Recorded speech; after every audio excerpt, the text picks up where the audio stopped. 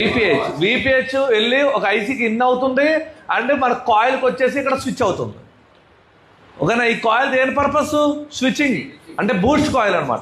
ఏం చేస్తుంది? అది బూస్ట్ కాయిల్ వోల్టేజ్ని బూస్ట్ చేస్తుంది. ఓకేనా? దీంట్లో ఉన్న వాల్యూని బట్టి, దీనిలో ఉన్న హెన్రీని బట్టి, ఇక్కడ ఉన్న మాస్ఫెట్ స్విచ్చింగ్ని బట్టి ఈ బూస్ట్ వోల్టేజ్ ఎంత వోల్టేజ్ వెళ్ళాలనేది మనకి వస్తుంది అనమాట. అర్థమవుతుందా? సో ఇక్కడ మనకు వోల్టేజ్ వచ్చేసి ఎంత? ఇప్పుడు చూడండి ఎంత వోల్టేజ్ కావాలి? +5.5 వోల్టేజ్ కావాలి, లేదా +5 వోల్టేజ్ కావాలి. కాబట్టి దీని వాల్యూ ఇక్కడ ఎంత ఇచ్చాడు? Only 2 UH. అదే లైటింగ్ సెక్షన్లో అయితే మీకు ఎంత ఉంటుంది? 10 UH, 6 UH, 12 UH, 15 UH కూడా ఉంటుంది ఐఫోన్స్లో. ఎందుకంటే ఎంత బూస్టెడ్ వోల్టేజ్ అవుట్పుట్ కావాలో దాని వాల్యూ అనేది అంత పెరుగుతుంది. అర్థమైందా? ఆ వోల్టేజ్ అండ్ ఇక్కడ లోపల మాస్ఫెట్ స్విచ్చింగ్ రేట్ కూడా పెరుగుతుంది అనమాట. ఓకే, సో మీరు ఈజీగా గుర్తుపెట్టుకోండి. ఇన్ను స్విచ్, ఆ 2 లైన్స్ దాంట్లో వచ్చినాయి మనం చెప్పుకునే దాంట్లో.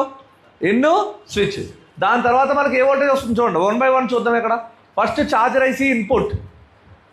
ఓకే, వచ్చిందా? ఎవరెవరికి వచ్చింది? ఇన్ను మీద, స్విచ్ మీద. ఓకే, దాని తర్వాత చూడండి సిగ్నల్ పాస్ అవుతుంది. I2C communication చేసుకుంటుందా?